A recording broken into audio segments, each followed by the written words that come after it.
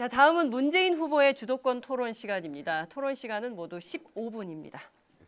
방금 우리 최승 후보님의 어떤 의견을 이야기할 수 있는 그런 기회로 질문을 받은 것이 아니고 일종의 이재명 시장님의 주장을 펼치기 위한 일종의 수단으로 질문을 받은 것 같아요. 예, 제가 그래서 다시 또 최승 후보님께 좀 기회를 드리고 싶은데 아까 못한 답변 말씀해 보시죠. 이야기, 아주 중요한 이야기입니다. 지금 이재명 후보님이 이야기하셨던 가장 중요한 이야기는 우리 정치권이 또는 행정가들이 너무 많은 말을 뱉어서 실질적인 성과 중심보다는 너무 파퓰리즘적이거나 아니면은 검증되지 않는 이야기들을 하는 건 저는 전적으로 우리 후보님 이야기에 동의를 하고, 그런데 이제 우리 후보께서 공약 이행률을 이야기를 할 때 뭐 우리 안 후보님 마찬가지 다 이제 웬만한 지자체에 다 대상들을 많이 받아야 열심히 한 분들은, 근데 이제 이 중요한 것은 자 어떤 공약을 이행한다고 했을 때 그것이 형식적인 공약을 이행하는 것도 있고 내용적인 것도 있고, 또 저희 고양시 같은 경우는 5조 투자에 20만 개 일자리 창출을 하는 통일한국의 실리콘밸리 프로젝트를 추진하겠다. 평화통일 특별시를 추진하겠다. 이건 공약이 100% 이행될 수 있는 게 아닌 거거든요. 그래서 모든 부분이 그렇지만 형식적인 공약 이행률도 중요하지만 어떤 가치를 가지고 얼마나 핵심적인 정책을 펼쳤느냐, 이게 저는 중요하다는 말씀을 드리고 싶었는데 전달됐을 거라고 봅니다. 네. 아까 우리가 뭐 일자리를 늘린다든지 또 복지를 또 늘리기 위해서는 이 재원 마련이 필요한데 그 재원을 어떤 세금으로부터 먼저 이렇게 늘려나갈 것인가 라는 것에 대해서는 좀 주동 면밀한 설계가 있어야 되지 않겠습니까? 필요한 재원 규모와 그것을 통해서 확보할 수 있는 또 세수 정대를 서로 이제 비교해가면서 해야 될 텐데 우선 이명박 박근혜 정권 들어서 말하자면 서민 정세를 통해서 고소득자들과 저소득자들 간의 이 세금 조세, 이 공정, 평등 이런 부분이 완전히 무너졌지 않습니까? 과거 참여정부 시절에는 하위 20% 우리 소득자보다 상위 20% 소득자들의 그 세금이 한 3배 정도 빠르게 늘어났었는데 이명박 박근혜 정부에서는 거꾸로 하위 20% 소득자들의 조세 부담이 상위 20% 조세 부담보다 한 3배 오히려 빠르게 늘어났거든요. 역진된 거죠. 자, 이런 부분들을 바로잡는 것에서부터 출발해야 되지 않겠습니까? 한 말씀 드릴까요? 그러니까 이제 아까 우리 이재명 후보님하고 문 후보님하고 논쟁하고도 연결되는 건데, 이제 우리 사회가 과거에 너무 재벌 중심의 성장 전략을 펼면서 그야말로 1%의 어떤 재벌 또 최순실 이후에 어떤 상위 특권층만을 위한 사회가 보니까 불공정 사회가 폭발됐단 말입니다. 그런 점에서 저는 이재명 후보님이 기본소득이라든가 또 특권적 재벌 구조의 어떤 이 세수 구조, 법인세 인상 이런 부분은 전적으로 찬성을 합니다. 그런데 그게 다가 아니라는 것이죠. 법인세의 증세를 통한 정상화도 있지만 기본적으로는 국가의 성장 동력을 확대시켜서 4차 산업을 육성하고 또 남북 간의 위기 관리를 해내고 그다음에 벤처기업과 중소기업과 여러 가지 또 이 사회적 경제를 활성화시키는 세수의 증대도 필요하다고 보고요. 그리고 소득세와 관련해서도 그렇고 또 하나 중요한 점은 중앙적 구조와 지금 지방의 이 소득 불평등 구조가 너무 심각하기 때문에 자치분권 개헌을 통해서 지방 경제를 활성화시켜야 된다. 그러니까 저희들이 적어도 한 나라의 국정 운영을 마지막 마무리 드릴게요. 한 나라의 국정 운영을 할 때는 어느 한 군데 필이 꽂히는 것도 중요하지만 문제의 원인이 구조적인 원인, 주요 원인, 복합적이기 때문에 그런 데 대한 종합적 대응이 저는 필요하다고 봅니다. 네, 뭐 그 점 뭐 동의하고요. 이 법인세의 경우도 우리나라 법인세 그 이렇게 명목 세율의 그 최고 세율이 OECD 평균에 비해서 그렇게 낮은 것은 아니거든요. 우리가 22%인데 OECD 평균은 22.8% 정도입니다. 그래서 만약에 법인세율을 우리가 30%로 명목 세율을 이렇게 높여 버린다면 그러면 세수는 늘지 몰라도 오히려 우리 경제를 크게 위축시키고 해외 기업들이 우리나라에 들어오려고 하지 않게 되겠지요. 그래서 법인세 정세에 대해서도 우선 실효 세율을 네. 높여 나가고 네. 또 최저한 세율을 높여서 실질적인 법인세 부담을 높여 나가는 것을 우선으로 하고 네. 그 이후에 또 명목 세율의 인상에 대해서는 좀 더 주도 면밀한 검토하에 행해져야 된다. 네. 이때 동의하지 않습니까? 기본적으로는 공감하는데요. 문 후보님 말씀에 한 말씀 좀 추가드리고 싶은 말씀은 어떻든 그동안에 우리가 이 박정희 시대 이래로 재벌 중심의 성장 전략을 해오면서 거의 모든 성장의 수혜가 1%의 재벌로 가 있기 때문에 그런 어떤 법인세에 대한 실효세율이든 명목세율이든 옮기는 데 따르는 부담도 있지만 다른 이를테면 서민들이나 또는 절대다수의 시민들, 자영업자들 이런 분들이 갖는 이 세수 증대에 따른 또는 증세에 따르는 예. 문제점에 비한다면 그래도 재벌이 1%에 10%의 이런 특권층들이 그 부담을 안아야 된다. 저는 이렇게 생각합니다. 공부하십시다. 우리 안희정 후보님은 이렇게 삼농혁신 뭐 아주 높이 평가받고 있고 저도 그렇게 평가를 합니다. 그래서 이거는 정말 제가 궁금해서 이렇게 물어보는 것인데 우리 이 농업 부분이 너무나 어렵기 때문에 이 농업, 농민 또 이 농촌에 대해서 많은 대책들이 필요한데 그 가운데 가장 해결하기 어려운 부분이 이른바 살감 문제 아니겠습니까? 그 문제는 어떻게 해결하려는 보관이 있습니까? 이것은 제가 정말 저도 좀 배우고 싶어서 물어봅니다. 예, 지금 현재 우리가 연간 국내 소비량이 390만 톤가량 소비가 됩니다. 뭐 모든 것까지 포함해서 쌀이. 근데 보통 지금 몇 년 동안 평균 420만 톤이 생산되고 있습니다. 이 자체로 좀 남습니다. 그래서 농민들께서는 이 과잉 공급된 쌀량을 ODA나 대북 지원으로 좀 예전에는 해소를 했는데 이게 해소가 되지 않아서 쌀값이 폭락하고 있다고 생각하고 계십니다. 일견 그 한 부분에 그런 진실이 있습니다. 그러나 장차로는 이제 우리의 농업이 농업 생산의 증산 운동으로부터 좀 더 고품질 제값을 받는 고품질 농업 생산 전략으로 옮겨가는 것이 이것이 공급과 수요를 맞춰내는 하나의 방법입니다.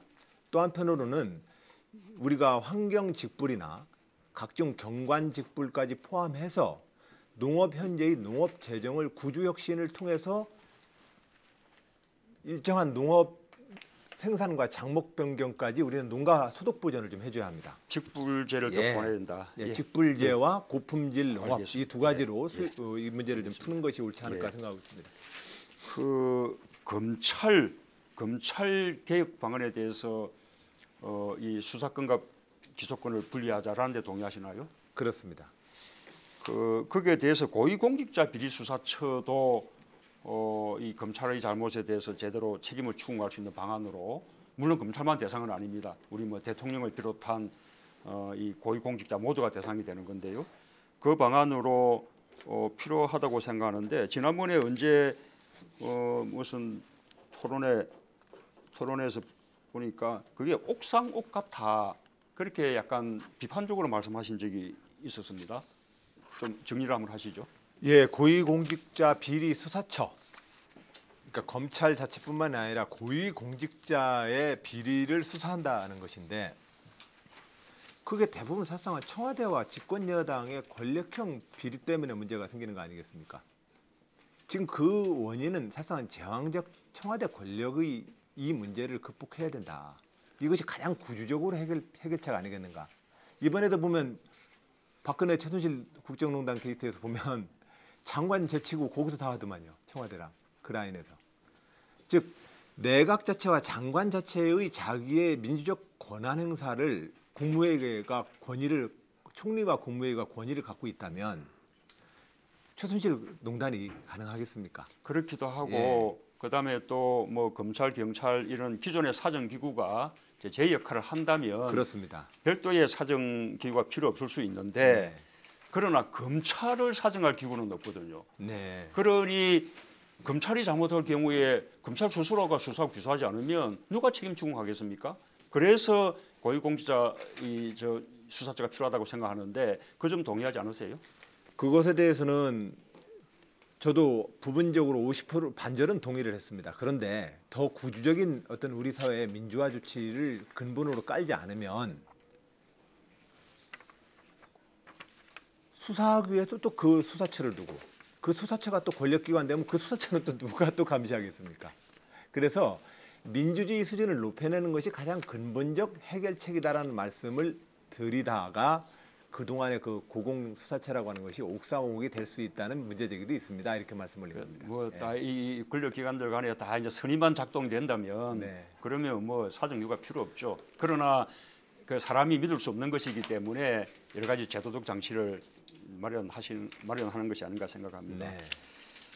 우리 그 이재명 후보님께도 질문 안 드릴 수가 없는데 지난번에 보니까 전작권 환수 그건 뭐 저하고 생각이 같은데 다만 우리 이 시장님은 더 강력한 의지를 갖고 있어서 주한 미군 철수를 각오하고라도 전작권을 환수해야 한다. 이제 이렇게 말씀을 한번 하셨어요. 이렇게 말씀하신 적이 있는 건 맞죠? 이건 아닙니다. 아닙니까? 잘못하신 거고요. 그렇게 말씀하지 않았습니까? 주한미군 철수를 각오하고라도 전작권을 환수해야 된다는 게 아니고 전작권 환수는 건 기본적인 것이고요. 주둔비를 2배로 올리겠다라고 위협을 하기 때문에 주둔비 협상을 그야말로 끌려갈 게 아니라 최악의 경우에 언제까지 계속 그 요구를 따라줄 수는 없지 않느냐. 그러니까 철수를 각오하고라도 저런 부당한 요구에 대해서 당당한 태도를 취해야 된다라고 얘기했습니다. 주둔비 인상에 대한 얘기였습니다. 그 국민생생 대한민국 자치단체장 초청 다운홀 미팅 이게 금년 1월 3일 날 네. 뭐 있었다고 하는데 여기서 말씀하시기를 독립국가가 어떻게 외국 군대에 자신의 국가 방위를 맡기고 의존할 수 있느냐. 네. 심지어 전시작전 통제권까지 맡기고 있다. 네. 이제 이 부분은 저도 뭐 공감하는 네. 편이고요. 자신의 군사적 이익 때문에 철수할 수 없는 상태라는 점을 활용해 이번 기회에 주한미군 철수를 각오하고 그에 대비해 자주국방 정책을 수립해서 진정한 자주국가를 태어나야 한다. 이렇게 말씀하셨거든요. 네. 그 얘기가 그래서 네. 저도 뭐 전시작전 통제권 필요하다, 환수가 필요하다 생각하고 우리가 가급적 그에 대한 준비를 해 나가서 가능한 한 일찍 환수해야 된다고 생각하지만 그러나 그것은 미국 간의 합의를 통해서 또 한미 간의 연합 우리 전력이 유지되는 그런 방안으로 우리가 전작권이 환수돼야 된다고 그렇게 생각하거든요. 그거에 네. 대해서는 동의하시지 않나요? 뭐저 당연히 그 동의하죠. 동의하고 제가 드린 말씀은 한미 관계가 대등한 그야말로 우방 관계를 해야지 사드 배치처럼 한국 안보에는 거의 도움이 되지 않으면서 엄청난 경제적 피해와 그다음에 이 동북아를 전쟁의 참화 속으로 몰아넣을 수도 있는 이런 부당한 요구는 최소한 거절을 해야 된다. 그리고 주둔비를 안 그래도 일본은 50%, 독일은 18% 내고 있는데 우리는 이미 77% 내고 있지 않습니까? 그런데도 2배를 더 내게 하겠다고 하는 것은 그야말로 횡포죠. 끊임없이 이 횡포에 끌려다닐 수가 없다. 그러니까. 그리고 미군은 철수하지 못한다. 자신들의 군사적 이익 때문에 와 있는 것이기 때문에 그래서 좀 저자세가 아니라 당당하게 외교해야 된다는 말씀이 있다는 말씀 하나 드리고요. 방위비 분담 뭐 정액 요구를 부당하게 해온다면 우리가 당당하게 네. 협상을 통해서 우리 국익을 지켜야 한다. 이런 점에 대해서는 뭐 저도 공감을 합니다. 방금 사드 배치 문제가 또 이제 네. 말씀이 나오셨는데 이 사드 배치에 대해서 그 관련적 효용성이 있느냐 네. 또는 외교적으로도 많은 어려움을 이야기하고 있기 때문에 그에 대해서 찬성하지 않는 뭐 그런 생각 얼마든지 있을 수 있죠. 네. 그러나 이미 지금 한미 간에 일단 합의는 된 상황 아닙니까? 네. 그런 상황 속에서 그 합의를 취소하고 사드 배치를 치러야 된다 그렇게 생각하시는 건가요? 저는 국가 지도자는 국민이 원하는 길이고 바람직한 길인데 하기 어려운 일을 하는 게 의무라고 생각합니다. 그래서 제가 지금 저는 사드라고 하는 것은 그냥 한반도 안보에 도움이 된다면 뭐 100번이라도 해야죠. 그런데 이게 도움이 안 된다는 것은 뭐 대체적으로 하는 것이고 미군의 이익을 위한 것이라고 생각하는데 저는 정말로 궁금한 게 있습니다. 이런 민족의 국가의 운명이 걸린 일에 대해서 왜 이 국가 경영을 담당하겠다는 분들은 자기 생각을 말하지 않을까? 저는 정말로 궁금합니다. 우리 문재인 후보님은 자꾸 국회에 넘겨라, 다음에 뭐 다음 넘겨라 하시는데 정말로 사드가 해야 된다고 생각하는 건지 어쩔 수 없다고 생각하는지 정말로 궁금합니다. 네. 자, 지금 시간이 다 지났기 때문에 저희가 더 답변 기회를 드릴 수는 없음을 말씀을 좀 드리겠습니다. 문재인 후보의 15분 다 지나갔습니다. 마지막 하나까지 제거하지 못하면 또다시 증식하는 헬리코박터 HP7으로 더 강하게 헬리코박터 프로젝트 윌 더 이상 방치하지 마십시오.